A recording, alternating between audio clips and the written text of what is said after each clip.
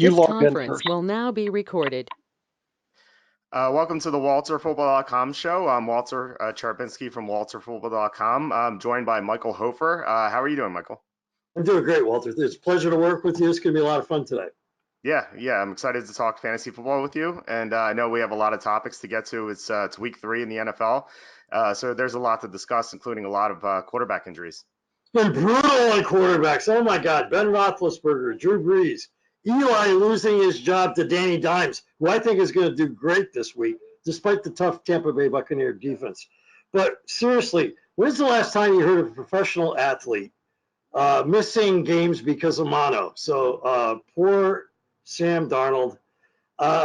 He's going to have some time off. He thinks he's going to be back by week 5, but it might be longer. Walter, is there something that maybe he could do during that time that he could make himself a better person? Yeah, I think so. So for those of you who don't know what mono feels like, it's you have no energy at all. I had mono when I was 24. I was kind of like just sick and so tired. I had no energy. Just getting up and taking a shower after a nap made me exhausted, and I had to take another nap. So that was in the summer of 2007, and basically the only thing I did was I had a laptop near my coffee table while I was, like dozing on and off, and I had my laptop open to read about how to increase traffic to your website, and maybe that's something Sam Darnold could do if he wants to build a website.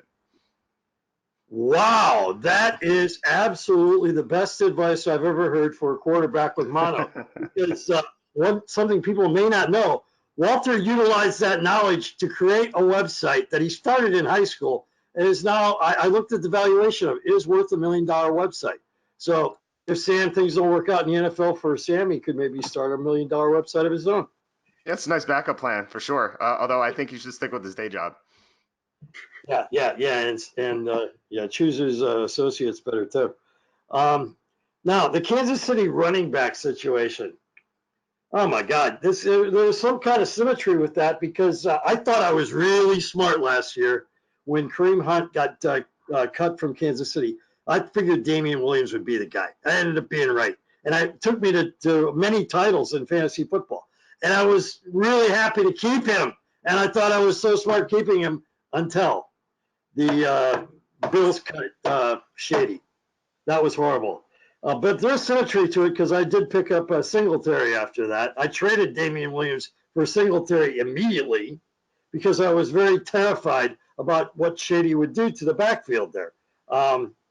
So what do you think about the situation with the Kansas City running backs? And then I'll tell you a little story about Shady. I have history of Shady. He's ruined my life before. Oh wow. Yeah, I can't wait to hear that. Yeah, the Kansas City backfield is a confusing one because you have not only do you have LaShawn McCoy, but you also have Darwin Thompson and Damian Williams. Darwin Thompson looked very good in the preseason, so he's someone I expected to do well, considering Damian Williams doesn't have a long track record of producing. So I thought Darwin Thompson would be good. And then the Bills, as you said, they cut LaShawn McCoy. The Chiefs signed him because McCoy knows Andy Reid's offense. And yeah, I assume that Andy Reid thought the same thing I did with Damian Williams. Like, it's hard to trust this guy, even though he's talented. So, he picked up McCoy to be his kind of like security blanket. But now LaShawn McCoy is banged up.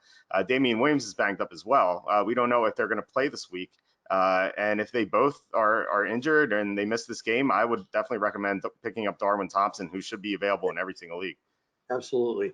In fact, I drafted him in most of my drafts. I got 40-team leagues, and I was all over him. But then when they got Shady, I cut the guy. So speaking of Shady and Andy Reid, I have a history with them, and I have, I first started fantasy football about 10 years ago because my kids were doing it. I have 3 sons, and it sounded like a lot of fun. So I was determined to beat my kids, of course. And I hate Joe Buck. I absolutely despise Joe Buck. He's so obnoxious. He thinks he knows everything, and he hates the Packers.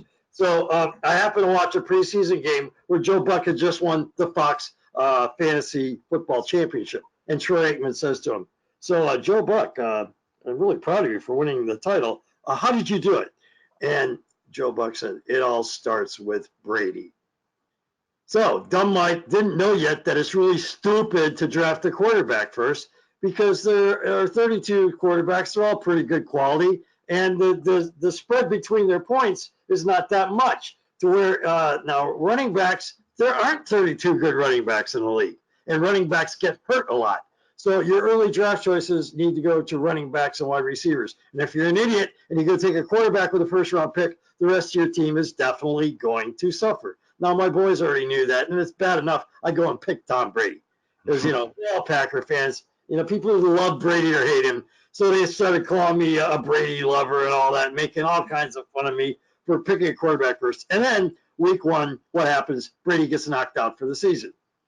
So my kids really made fun of me for that. And then started the family and friends and family football league curse for the next 7 years. Whoever I picked first was wasted for the season. It was worse than the Madden curse. I mean, I nailed Jamal Williams, Arian Foster. I ended his career. Rob Gronkowski and Shady. The year I drafted Shady, he missed some time. And then when he was playing, he only got 135 fantasy points that year. And when he was playing, Andy Reid often forgot that he had a running back because he just likes to sling the ball. So you got to watch out for these coaches with the addictions. Like Andy Reid obviously has some other addictions. And then there's Mike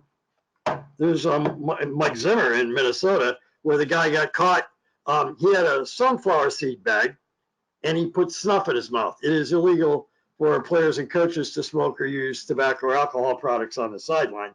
So that guy also, he had the cancer issue in his family. And then what he did week 1, the guy told his offensive coordinator last year he wanted to commit to the run, and when the guy didn't do it, he killed him. He just cut him loose. And this year, they got a fantastic running back, and Kirk Cousins. I had Kirk Cousins on my team. He threw 10 passes week 1, and it took me 10 minutes to trade Kirk Cousins for Matthew Stafford, who had a terrible reputation, but Matthew Stafford's doing great so far this year. So what's your opinion of the Minnesota Vikings situation? I mean, I think they're doing the right thing. They paid Kirk Cousins a fully guaranteed contract, which seemed like a mistake at the time. The Redskins had an opportunity to do that or to give him to a long-term deal, and they let him go. And they were criticized for that. And I think they should be commended for letting him depart because Kirk Cousins is just not a good quarterback. He's pretty average, I think, in the NFL. But in big moments, in big games, he tends to choke. If you look at his Week 17 track record, he's horrible. I think he's something like 4-26 as a starter against winning teams. He's just has an abysmal track record in that regard. So I really don't blame Mike Zimmer for running the ball so much. If I had a quarterback like Kirk Cousins, I would want to protect him as well. We saw him at Green Bay in week 2. He just like fell apart at the seams. He committed 3 turnovers. One wasn't really his fault. It went off Stephon Diggs' hands. The other 2 were his fault. He lost a fumble. He threw a bad interception, really horrible interception because they were in the red zone. He just threw it off for grabs for no reason on first down. But he got lucky in other moments. He should have had 2 other turnovers. So this guy could have had a really terrible performance. So I think Zimmer is doing the right thing. But as far as Andy Reid goes, he does forget to run the ball often. It is a flaw of his. I think Reid's a fantastic coach because he prepares his team very well. He scripts games very well to open the game. But he sometimes gets in these funks where he forgets to run the ball or he commits some blunders in terms of time management at the end of halves. So Reid does have his flaws, but I think he's a great coach. So, if he's going to have a award or 2, I think I'd be willing to accept that. You mentioned 2 things there that are quite interesting to me. You mentioned the Minnesota Green Bay game. I want to focus on the Green Bay part of that in a moment, but a thought just popped in my head. What the heck, what are the Minnesota receivers worth now? Are they really worth anything? Are they worth holding on to? Well, I would definitely hold on to them in your long leagues. If you're playing daily fantasy, they're a situation to avoid unless you think Kirk Cousins is going to throw a lot. And in week 3, this script could follow exactly what game 1 was because the Vikings are a big favorite against the Raiders. The Raiders are pathetic. So I see a case where Dalvin Cook runs for 180 yards and 2 touchdowns or something like that, and then Kirk Cousins doesn't have to throw the ball at all in the second half. So it is a tough situation, but I do think in games where the Vikings are underdogs and they're going to have to throw the ball, Stephon Diggs and Adam Thielen will have value. So I would, I would think I would look at the schedule and see if there's maybe 3 or 4 games coming up where they have a weak schedule or a tough opponents coming up. And then I would maybe try to buy low on those guys, but I would definitely not sell low. Mm-hmm. Well, I've got to thank Nick Palavita for giving me the chance to do this show for IBM TV. and he allowed me to pick any partner I wanted in the world. And my first choice. I'm so glad you joined us, Walter. I've been reading Walter's column and his walterfootball.com for years. It's funny. It's got great information. But this week, you really, this is why you're the best. I don't understand why you're not working for ESPN yet. But you watched the game tapes twice, and you noticed something watching the game tape again about my quarterback. And if you're right, not only is that valuable information, it's worth a lot of money. Yeah, it was troubling because I had the Packers as my pick of the month. Yeah, they were up 21-0, and it's 21-7, and the Vikings were kind of creeping back. It was the second half, and the Packers couldn't score at all in the second half. And this is something I wanted to rewatch carefully because I wanted to see what happened. If it was fluky or something weird happened. At the beginning of the third quarter, Aaron Rodgers threw a pass, and he hit his hand on something. I can't remember if it was the ground or someone's helmet, but he kind of went like this. And after that, Same as Drew Brees. That could have been yeah. Well, I mean, the cameras caught that, and Brees had to leave the game. He couldn't grip a football. Yeah. But with Aaron Rodgers, he remained in the game. No one made us think about it. No one said anything about it. But after that, he barely threw deep. The Packers couldn't move the ball at all. It was very troubling to see, and I'm wondering if he's injured. It could be the case where maybe he hit his funny bone or something, and it was only temporary. He could be fine for week 3, but it's something I'm concerned about. And in daily fantasy, I'm not going to use him at all. Yeah, I benched him in all my leagues after I read your column. Definitely, I'm not going to take it because there's definitely something wrong with the guy, even if it's just hating Matt LaFleur. Right. Well, I mean, even if Rodgers is okay, they have a tough matchup this week against the Broncos, who have a very good defense. So I don't even think Rodgers was a great play anyway. So I would that's doubly concerning for Rodgers. So I would not use him this week at all. Yeah, well, you're talking about dailies, but weeklies. But when you draft a guy early in the draft, normally you don't have a really good backup. So if you drafted Rodgers, you're kind of between a rock and a hard place right now. Yeah, maybe, but I think quarterback is the easiest position to find a streamer because there are plenty of bad defenses out there, and so Stafford. Yeah, I mean, yes, Stafford's a good one. Anyone playing the Cardinals. Kyle Allen. No, I'm not saying because the Cardinals are bad. Well, they don't have a good secondary right now because their top 2 cornerbacks are out. The thing with the Cardinals is they play with the fastest pace in the NFL. So we've seen the 2 teams that play the Cardinals so far, they put up monster stats. We've seen Lamar Jackson and Matthew Stafford have looked great against them. And I think Kyle Allen had a great week 17. It's a very small sample size, but I think if you're really desperate for a quarterback, I think Kyle Allen is worth a shot with the Panthers. Another guy, Teddy Bridgewater. Teddy Bridgewater, the Saints. Well, I guess whoever starts for the Saints because they haven't really confirmed them as a starter. It could be. I love Taysom Hill. I like Taysom Hill a lot. So either one of those guys. They're playing Seattle, and Seattle allowed Andy Dalton, a very pedestrian quarterback, to throw for 400 yards against them in week 1. Seattle had trouble against Mason Rudolph last week. So whoever starts for the Saints, I think is worth a shot if you're desperate at quarterback. Yeah, that's a tough situation because I heard the argument that Teddy should be fine because he was a fairly decent quarterback at Minnesota and had his field goal kicker not missed, he would actually won a playoff game. And he's got a lot better talent in New Orleans. He's got a better coach. So at least an offensive-minded coach. So you would think that with that logic, he should do better with the Saints than he did with the Vikings. But I know Sean Payton loves Taysom Hill, and Teddy's got a pop gun arm. That's the problem with Teddy. Taysom's got a really strong arm, and he's like Tim Tebow. He's a guy that's willing to do anything for the team. So hardly anybody's picked up Taysom Hill. I feel like I made a train robbery as having him as my 5th quarterback, just sitting him in the waiver wire when everybody else took Bridgewater. So I'm glad you agree with me on that, very much so. Yeah, I mean, I think he's worth an ad if he's announced as the starter. Even when he's announced, I don't think a lot of people are going to pick him up because he's kind of a virtual unknown unless you've been watching the preseason. And I know he's in for some trick plays here and there, so people might know his name. But if he's named the starter, people might be thinking, oh, he's just going to be an average quarterback. But he has upside because he's a rusher. And he has a nice arm, and I mean, he's got a lot of upside. And as you mentioned, he's coached by Sean Payton, who's fantastic. So there's a ton of upside, especially in a very easy matchup against Seattle. Yeah, yeah. Well, my dear friend Walter, he's really a quality guy, and one of the things that I rely upon him for as having far more superior knowledge to me is the fact that he lives in Philadelphia. So what in the world is going on with Miles Sanders? I don't understand it. I would love for you to explain it. Well, I think it's kind of the same thing you see with the other rookie running backs. The coaches don't trust them unless you're Josh Jacobs, and John Gruden's all in on Josh Jacobs. The first game for the Bears, they didn't run David Montgomery at all. I mean, a few carries here and there, but it was the Mike Davis show for the most part. And Montgomery is so much more talented than Mike Davis. And it's like, what is Matt Nagy doing? Like, why is he doing this? In Buffalo, they're running Frank Gore into the ground.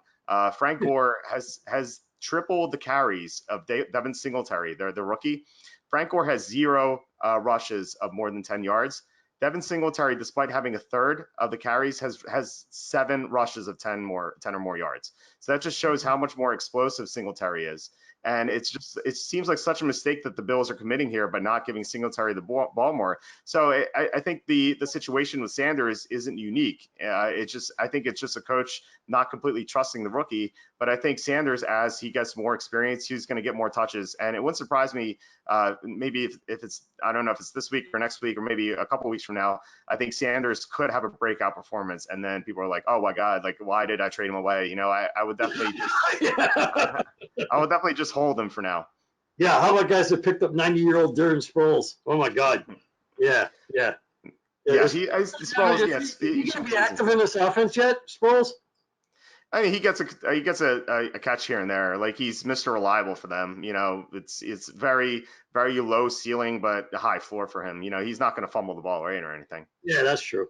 So speaking of flashy runners, is Justice Hill at Baltimore Ravens. Now, I know Mark Ingram's there, but to me, Justice Hill has an awful lot of flash and speed. Is he going to be like Tariq Cohen, or is he going to actually be the real deal, do you think? I like Justice Hill. They have a great offense set up for him. They run the ball so much, and it's very difficult to defend the running backs in Baltimore because you have to worry about Lamar Jackson running, not just running now, but throwing.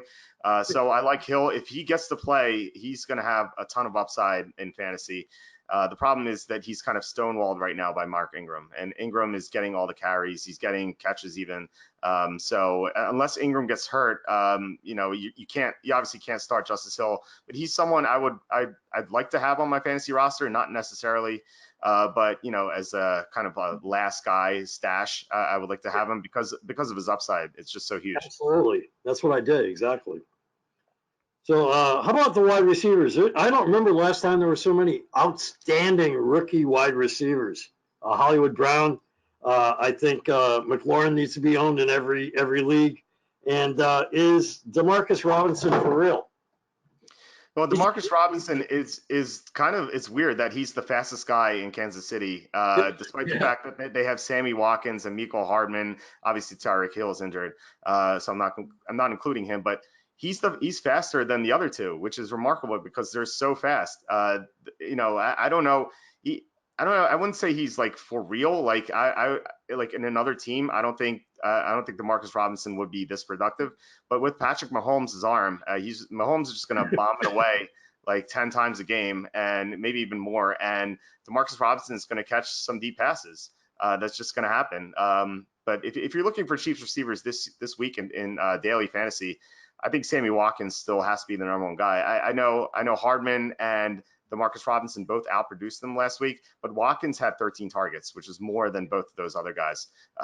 Watkins was just unlucky that he didn't catch one of Mahomes' bombs.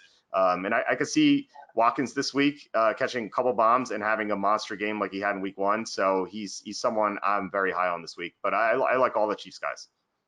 Well, the thing I like is how you and I agree on almost everything, but when we disagree, it really sets off red flags, alarm bells, and I take it very seriously. And I decide, well, which one's smarter, Walt or me? Well, it's not really all about being smarter because there's so much luck involved in this. And we don't, teams lie. We don't know all the information. But a couple of weeks ago, we had a disagreement on Geronimo Allison. And They did bench him for a half, and Rogers' touchdown pass to Jimmy Graham was intended for Allison, but you put him on the drop him list. Just cut him loose. I have so much invested in Geronimo. Geronimo really helped my leagues last year. First 4 weeks, he was golden, major points every single week. So you saw the touchdown pass. I know it's just one pass, but and Denver's going to be tough. But what's your long-term outlook on Geronimo Allison? I'm not as high on him. I put him as a drop, but I don't think it was a necessary drop. Like if you could afford to have him on your roster and you don't need anything else, I think he's a fine hold. But I think if you need a roster spot, I wouldn't have any issue cutting Allison. I don't think his upside is very, very large anymore with Aaron Rodgers. Rodgers doesn't seem like the same type of quarterback anymore. I don't think he's. I still think he's a great quarterback, but he doesn't seem like the kind of guy who's going to throw for all these yards every week. Coach. Yeah, well, I mean, that could certainly be the case, but that still affects Allison. And so Yeah. I was concerned about Allison's benching in week 1. And then last week, I know he caught a touchdown, but then at the end of the second quarter, he fumbled the ball away on a promising drive by the Packers. And what really irked me was he got up and he was smiling like as if nothing went wrong. And it's like I don't know. Like I think if the coaches see that, they might be more willing to try some of the other guys. I know Aaron Rodgers loves Jake Kumaro. Not saying Kumaro's like yeah, absolutely does. Yes. Yeah, I'm not saying like Kumaro's like overly talented or anything, but if Allison's going to be benched and he's not upset about fumbling, I think the Packers might give Kumaro or some of these other guys an opportunity. Jason Wilde told me, he's a friend of mine. He's the ESPN reporter for the Green Bay Packers, personal friend of mine, and he told me Kumaro is the guy to watch. And I was trying to keep that secret, but you just let the cat out of the bag. I'm surprised you knew about that. I apologize for that. No, I actually like Kumaro a lot last year, but then he got hurt at the end of the preseason. And this year they just have guys in front of him. But again, if you have a deep bench and you can afford to add someone, I think Kumaro is a fine add. Yeah, I agree with you on that one. Yeah, absolutely fantastic. So, what's your prediction for the Super Bowl? It was Eagles. Well, before Andrew Luck's retirement, it was Eagles Colts, and then Luck had a surprising retirement, so I had to kind of change very very quickly at the end. So it was Eagles Chiefs.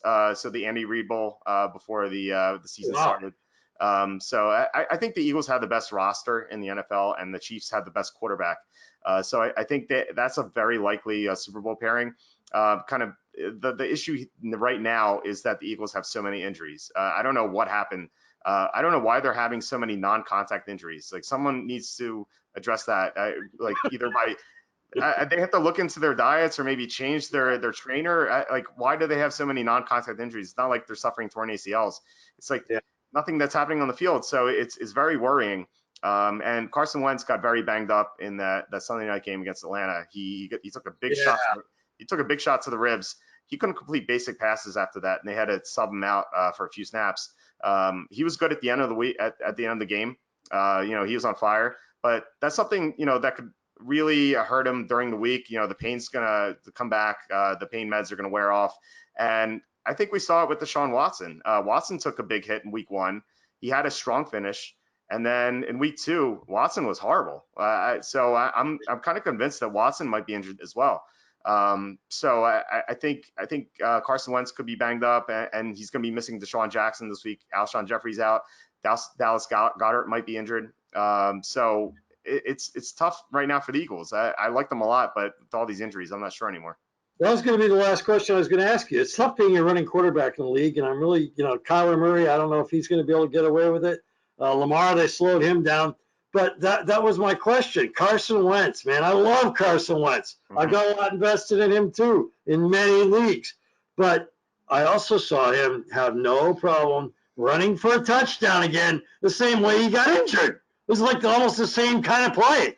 And I think, oh, my God, this guy, he's not worried at all. And that was my main question of you. Is that guy going to ever make it through a season? I don't know. I'm sure he'll make it through 1 season or 2 seasons here and there.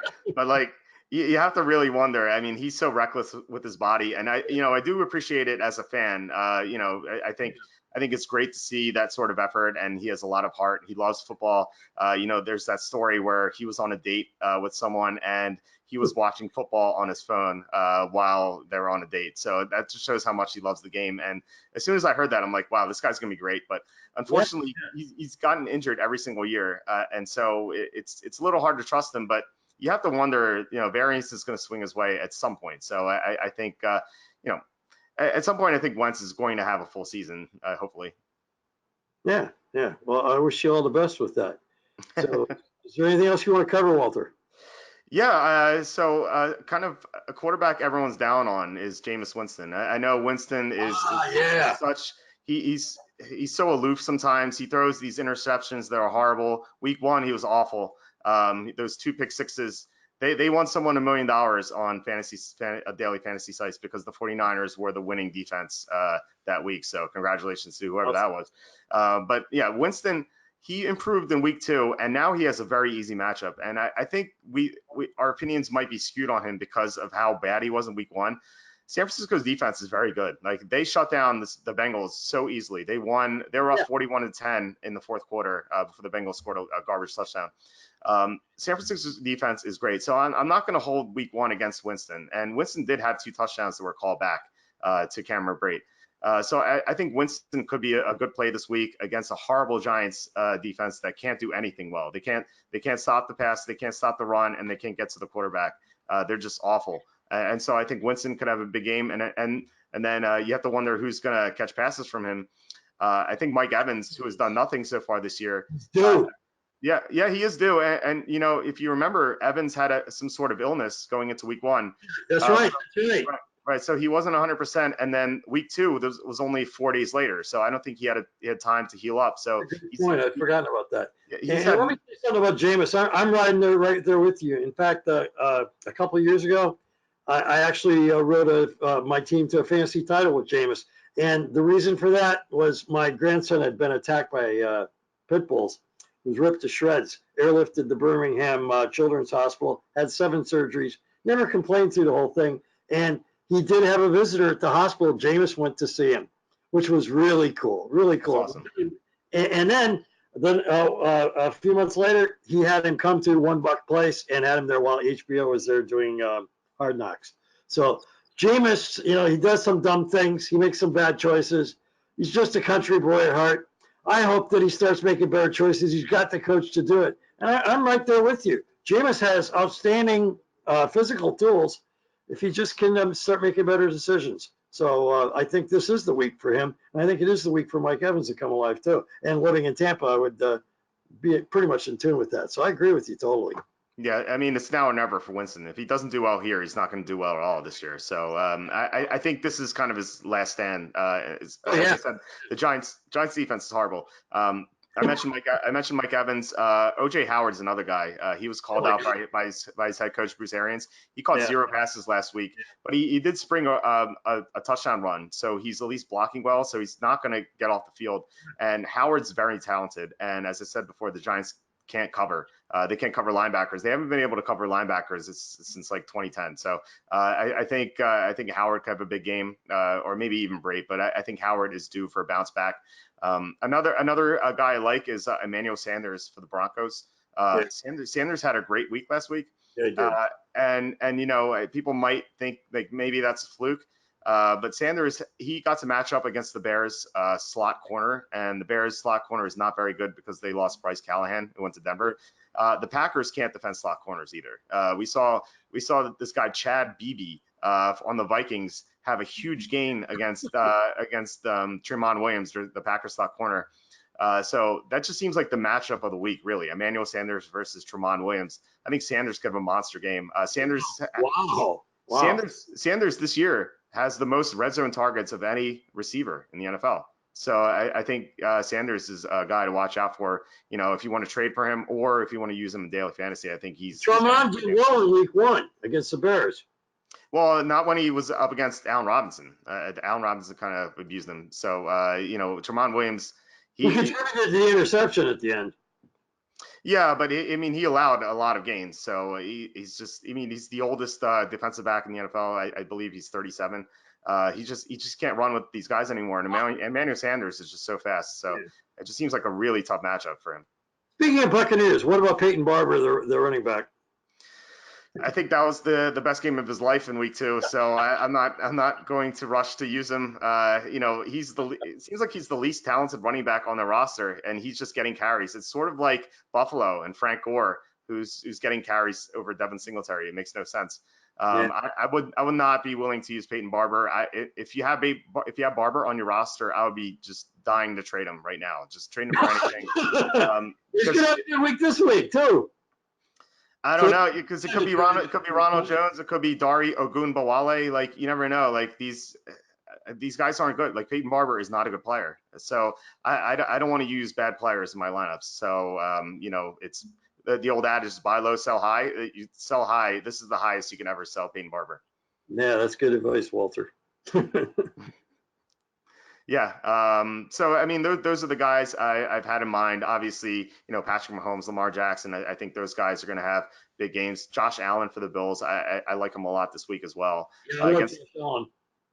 Yeah, Allen against the Bengals. The Bengals are horrible. They can't tackle. They have the worst linebackers in the NFL. It just seems like a great matchup. And John Brown, if you're looking for a receiver to pair with Josh Allen, people see John Brown as a deep receiver, inconsistent guy, but he's been running a lot of routes, different routes in Buffalo this year. They're using him differently, and they credit them for doing that because he's very talented and he's healthy. He's healthy right now. I think John Brown could have a big week. What about John Ross? I mean, it's a new coach. Is he for real? I wouldn't trust John Ross. He had a 66-yard touchdown last week in garbage time. It was 41-10. It looked like the 49ers stopped trying. And John Ross's big game came in week 1 against Seattle, and Seattle can't cover. Their secondary is garbage. So I think John Ross, he's another guy I would sell high on. I just don't trust him. And AJ Green's going to return at some point. And when Green comes back, Ross's targets are going to go down. Yep, no doubt about that. And you know, I'm really glad we were able to do a show without talking what the NFL's been dominated by since preseason. But I guess we got to at least mention him. Week 1, did I get the better side of this trade? I know the jury's still out. But week 1, I traded away Tyler Lockett, James Washington, and T.J. Hawkinson, who I knew was going to be a stud, for Antonio Brown and Geronimo Allison. What's your take on Antonio Brown? And is he going? What's his usage going to be with the Patriots? Well, if he plays, his usage is going to be high. I mean, he's so talented. He's playing with Tom Brady. You know, we saw Brady, what he did with Randy Moss in 2007. And, you know, Antonio Brown has maybe not the sort of upside because Brady's 42 at this point. But Antonio Brown is very talented. He runs great routes. He's 31 now, but, you know, the way he plays, he's going to be able to play into his mid to late 30s. So I think Brown could have a big year. The question is if he's going to be on the field, because there are multiple accusers of sexual assault with Antonio Brown. The NFL has met with these accusers. We don't know what has come out of those meetings yet. The NFL hasn't announced anything yet. So it wouldn't surprise me if the NFL today or tomorrow, Friday, comes out and says Antonio Brown's on the commissioner's exemption list and can't play anymore. And then all of a sudden, you're down all those guys. So in your case, I hope Geronimo Allison does well. That's funny. That's funny. Well, you know, it's a blast working with you. This has worked out even better than I thought it would. What just happened? Screen just went off. We're good. We're good. I can still see you. So. Yeah, that's the last signal. You're good. Yeah, I can see you and hear you. It is dark. Like your room got darker, but I can still see you and hear you. Well, okay, Walter, why don't you pick up at this point and run the show? We'll bring Michael back, but why don't you pick up the show at this point?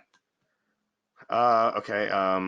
Let me get my spreadsheet here. All right. Well, sorry for the interruption. I said I wouldn't, but let's get this game rolling. And you know, this is live.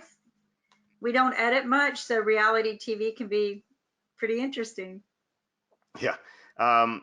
So other guys are like, I mentioned before that the Cardinals play the fastest pace in the NFL. So I like the Cardinals this week. It's very strange that if you look at the top 4 route guys who have seen the most, who've run the most routes in the NFL so far, 3 of them are on the Cardinals. They have Christian Kirk, Larry Fitzgerald, and Damiere Byrd. You know, I know they played an overtime game, but the Cardinals play such a fast pace with Cliff Kingsbury, and the Carolina secondary is not very good. So I like these guys. Maybe not so much Bird. He's kind of a long shot, but Christian Kirk, Larry Fitzgerald this week. I think they're going to have big games. And then David Johnson, he missed a chunk of the game last week because of a wrist injury, but he's okay. And then you have Kyler Murray, who's going to benefit from this. I think Murray could have a huge game. You know, I think this is the easiest defense he's going to play so far. Carolina has a great pass rush, but their secondary is not very good. So I like Murray.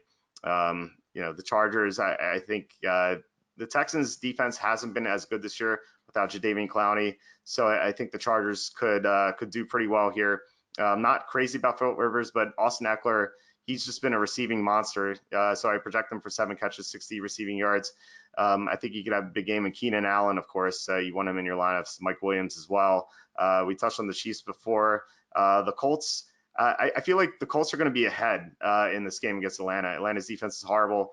I think Marlon Mack could have a huge game. I love Marlon Mack in daily fantasy. I've projected for 90 yards and a touchdown. It could easily be a lot more than that. And something I like to do in daily fantasy is I like to stack teams. So if I'm going against the Colts, you know, here, because I do think the Colts will be ahead, which means Atlanta will have to throw a lot to catch up.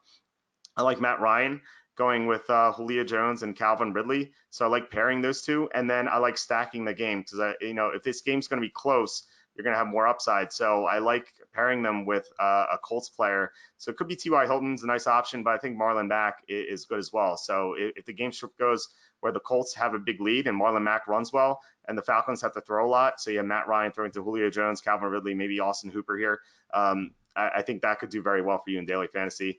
Dolphins. So Marlon seems to be one of your favorite picks.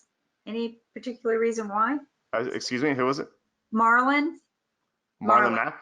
Yeah. Yeah, Marlon Mack.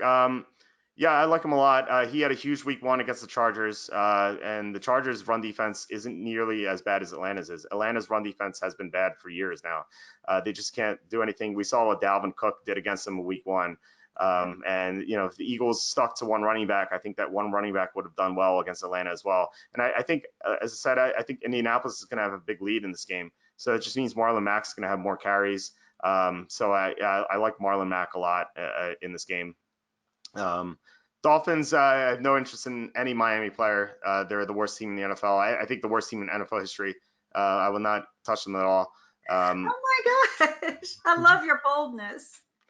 They are so bad. I can't believe how bad they are. Is this lose. a personal thing, or do you really just have are they really that bad? Well, they're intentionally trying to lose. Their former coach, Adam Gase, as soon as he was fired last offseason, he said they're tanking for the top pick in the 2020 draft. And so people weren't sure whether to believe that or not. And all of a sudden now they trade all their good players away. They're not using good players. There was one play last week where their quarterback threw to Kalen Ballage, the running back. Instead of trying to catch the ball, Kalen Ballage ducked out of the way to avoid catching the ball. It was unbelievable. I'd never seen anything like that before from a professional player. So yeah, this team is just is trying to lose intentionally. And so far this year, I believe it was 59-10 and 43-0 they've lost. And now they're under. That's a special play they have. I'm going to throw the ball and you duck. You think that's a quarterback play? If it is, they should throw it out and never use it again. But it was so bad. That team is just miserable. I want zero part of that team at all. In fact, I think Dallas's defense is the number 1 option this week. Wow. In fact, I would use any Dallas player you can find, short of like Blake Jarwin or something like that. But any Dallas player is on the table. They can all have huge games. And last week in daily fantasy, the Patriots, who were going against the Dolphins, I believe in the top 200 finishes in the $1 million contest, 199 of the fantasy teams had the Patriots. That's just how bad the Dolphins are. And if you didn't have the Patriots, you had zero chance of doing well.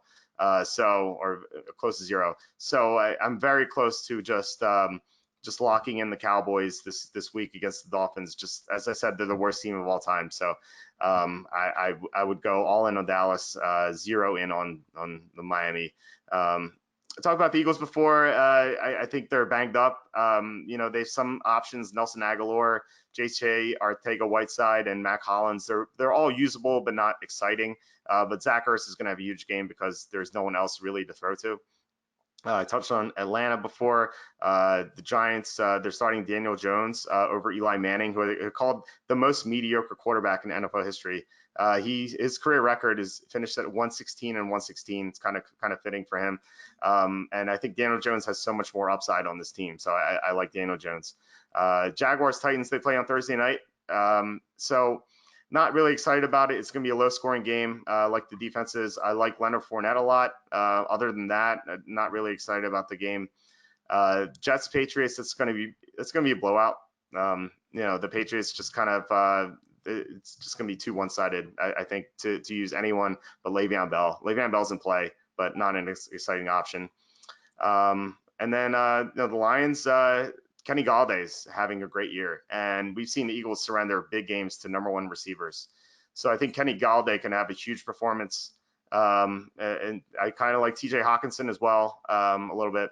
But Galladay is the one guy you want to focus on in this game for Detroit. I actually like Detroit in this game to maybe pull the upset over the Eagles, who play on next Thursday night. So they could be looking ahead to playing the Packers.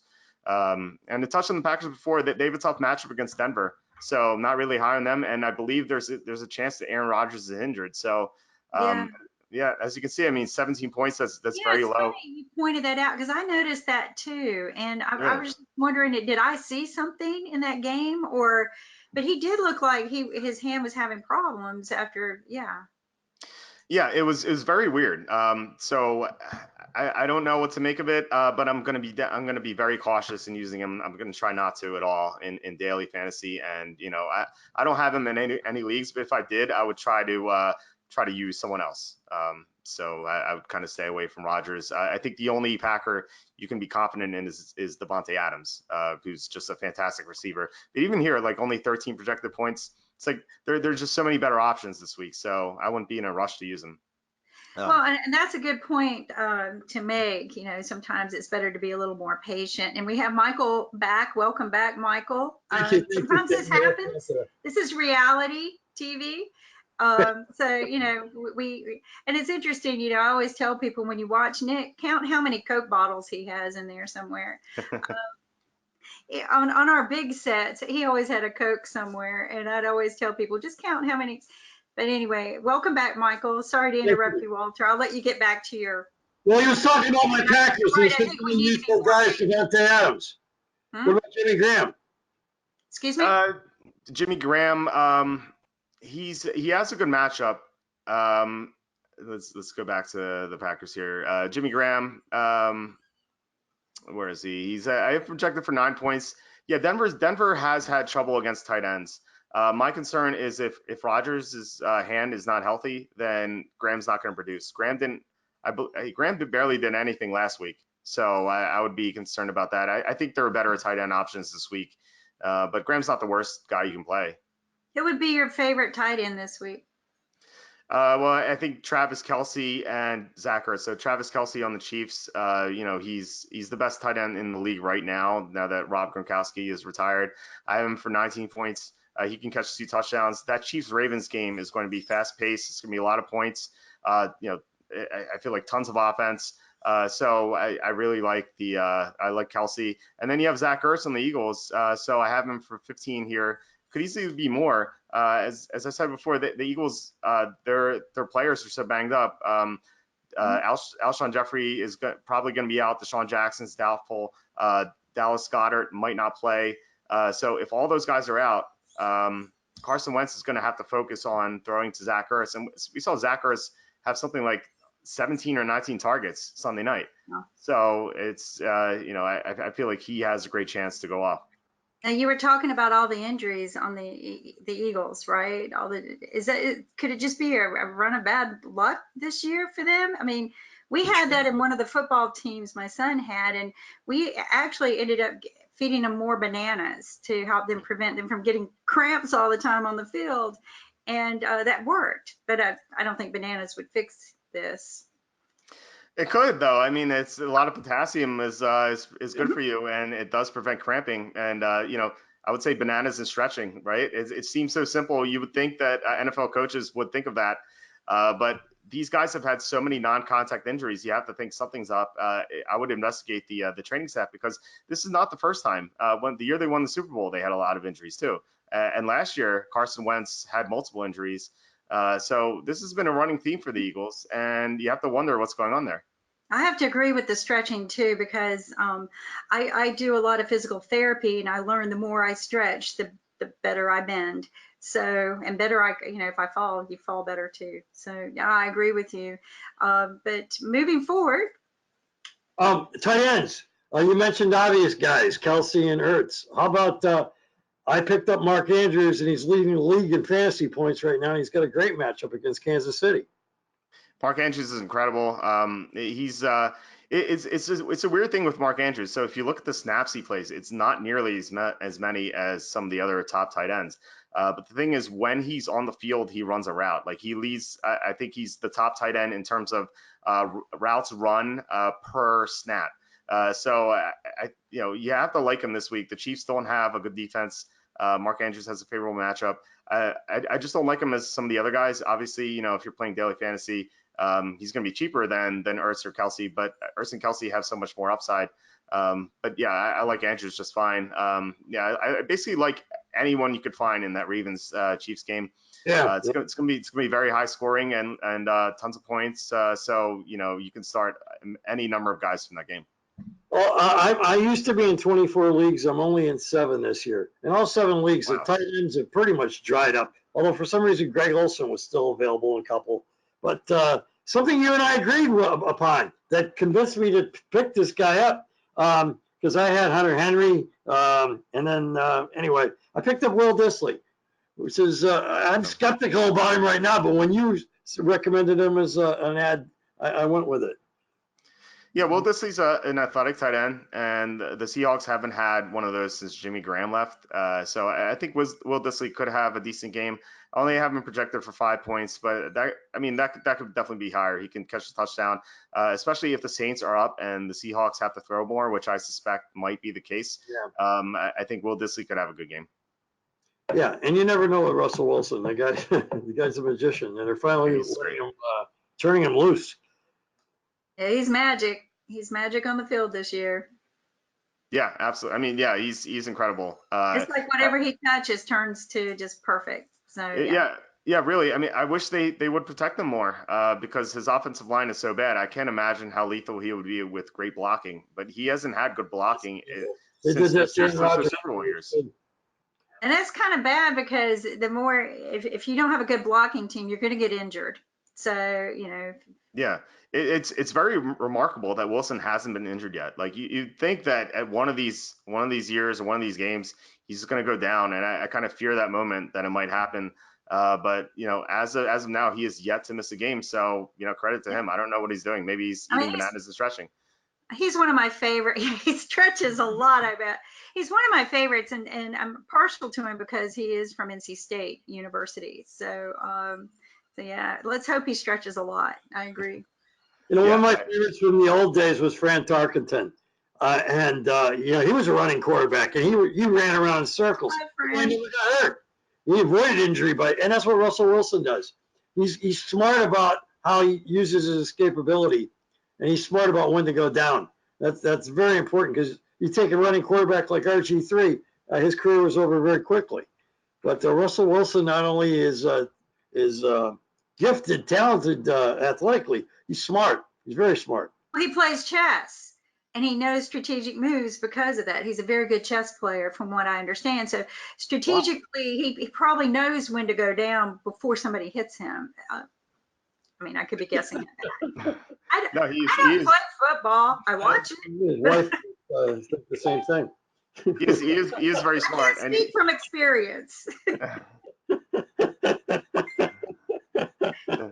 I could be that sideline. I would have. Yeah, Not a no, fan he, of no, football. you guys are right. I mean, he is super smart and he's talented and he loves football. He's fantastic. He's one of my favorite players. Again, I just wish they would add more offensive line help around him. Like I said, I can't imagine how good he would be with better blocking. Well, they won a lot of games they shouldn't win because of him, and so did Fran Tarkenton. I mean, the Vikings were a new franchise in 1961, and they got Tarkenton. And despite being a team that relatively sucked, they still beat the Packers once a year, like clockwork. Like Fran, clockwork. Fran changed the game. Oh, he was. Oh my God, yeah. It's a He shame. was a genius on the field like Russell. Fran is very smart. The last Packer game I went to in Green Bay, right before we moved to Florida, was a preseason Bishop's Charities game. Green Bay against the Giants. Back in those days, they really played the games to win. They kept the starters in the whole game. And Fran took them on an 8-minute drive in the last quarter to be ahead 13-10. And my dad said, let's beat the traffic and get back to Wausau. I will never forget. I'll never forgive him for this, right? Wow. Well, we got a chance to kick a field goal. I'm listening to the radio on the car, and we missed it. We lost 13-10. But yeah, that my last Packer game. That's quite a memory of Fran just being amazing. 8-minute drive. And I also saw Bart Starr's last game at the Orange Bowl, and I took a picture of walking off the field last time. So. Oh, wow. That's pretty impressive. I also met all the Packers and Coach Lombardi too. I've been very lucky with the way I was raised and where I was raised. So that's a passion. I'm wearing a Brett Favre jersey, and working with my favorite fantasy guy. What can be better than that? I appreciate it. Thanks. Work.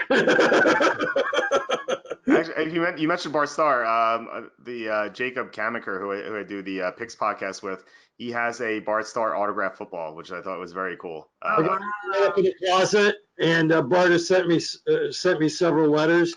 He was a lifelong friend, a classy guy. And I noticed whenever Bart is talking in a sentence, he never says, I did this. It's always we. It's always we. I mean, the guy was for real. Really, the classiest guy I've ever met in my life.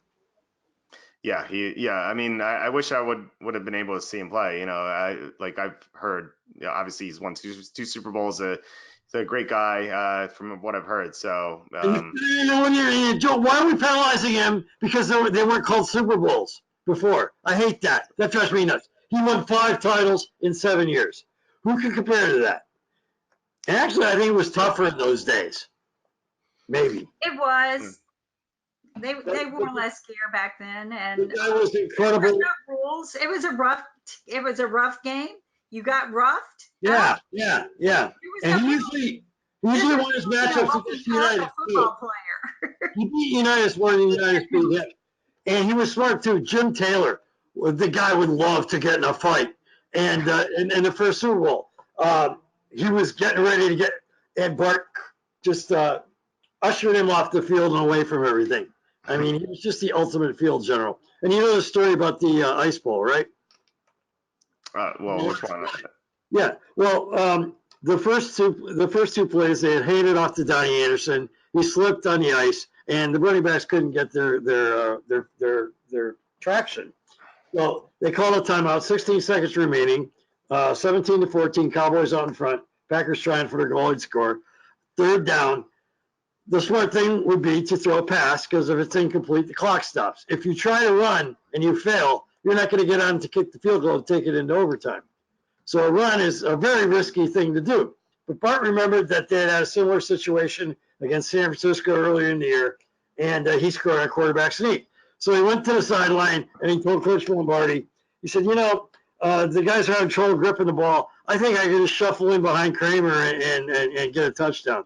And Lombardi said, all right, let's get the hell out of here. And he didn't even tell the other players on the team that he wasn't going to hand the ball off. And that's one of the most famous moments in NFL history.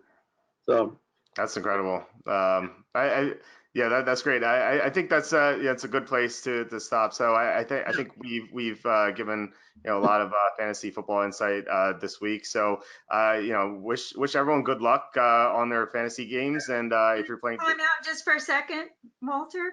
Can you do a quick rundown of what your top favorite picks are before you wrap up? Okay.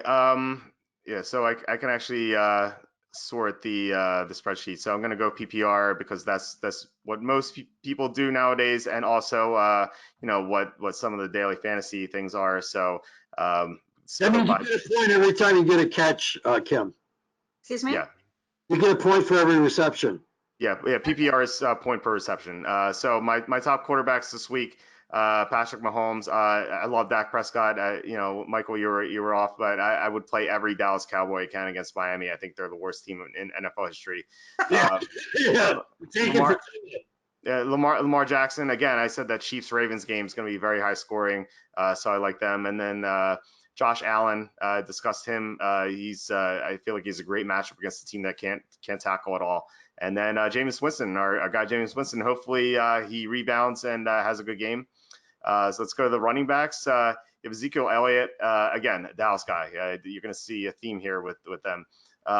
Christian McCaffrey, he had a bad game on Thursday night, just absolutely brutal.